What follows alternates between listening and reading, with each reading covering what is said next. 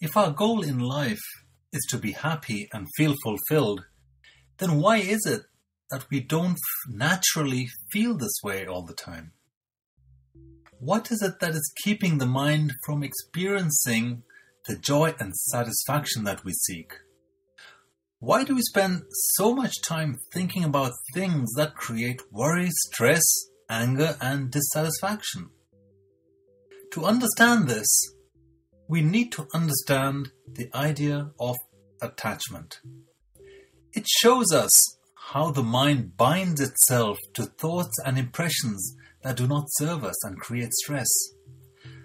Understanding what creates attachment and becoming aware of attachment in action shows us the way to deal with it and control it. So what is attachment? Attachment is essentially anything that the mind is unable to let go of.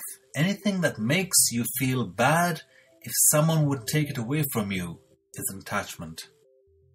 Attachments keep the mind engaged and distracted from the real goal, which is freedom from stress and experiencing happiness and fulfillment. Attachment creates bondage because the more you are attached to something, the less freedom you have. It's like grabbing onto a pole. If I'm grabbing onto a pole and I can't let go, then I'm not free, even though it's me who is creating the bondage. There are different kinds of attachment. For example, you can get attached to the acquiring and preserving of things. This is the most apparent form of attachment. We spend our lives trying to acquire wealth, status, beauty and fame and influence, and we devote a lot of energy and resources to just acquiring and preserving these all our lives. You can get attachment to identity. We get attached to anything that we define as us or a part of us. So if I'm say my religion, my race, my associations, even my nationality and abilities, these are all things that we get attached to, and then we get offended when anyone criticizes any of these. We also get attached to what I call the dualities of attraction and aversion. Now this can be slightly more subtle face of attachment. We have this need, and it's part of our conditioning, to judge and categorize and to decide whether something is good or bad, and whether we like something or dislike it. Imagine, for example, I like my soup to be hot. If my soup isn't hot, then I get annoyed. The same goes for comfort and discomfort, and success and failure. Despite the fact that very often something that seems like failure at one point may prove to be a blessing in disguise further down the line. But we are so attached to the concept that success is what we want, and anything that looks like failure we want to avoid. Similarly, we can get attached to beliefs. Many of our beliefs are just a reflection of our upbringing and life experiences.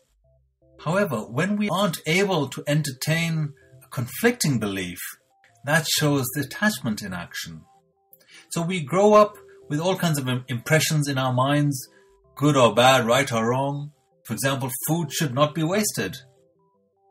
Talking to strangers is bad. And the famous line from the movie Wall Street, greed is good. So there are many subtle phases of attachment. This conditioning acts like a software program in the mind. We go through life executing the program that's in the mind without realizing that there is a program in the mind and that this program can be changed. The good news about the mind is that you can change both the hardware and the software. The brain has plasticity. We can modify it. So we have a great opportunity, but we have to become self-aware to know what program we're running And that, real as it may feel, it has just been put there by life experiences, and it's not necessarily serving us. It's not necessarily the most efficient program or the program that's going to take us to happiness. If anything, our experience is that this program is creating stress. So why would you want to carry on running a program that's creating stress? What do you do about attachment? In order to experience freedom, we have to realize that these attachments are in place, and these are what are taking away our freedom. We then need to go through a process of changing our worldview and direction. That doesn't mean, for example, that if I have a nice house, that I have to give up that house.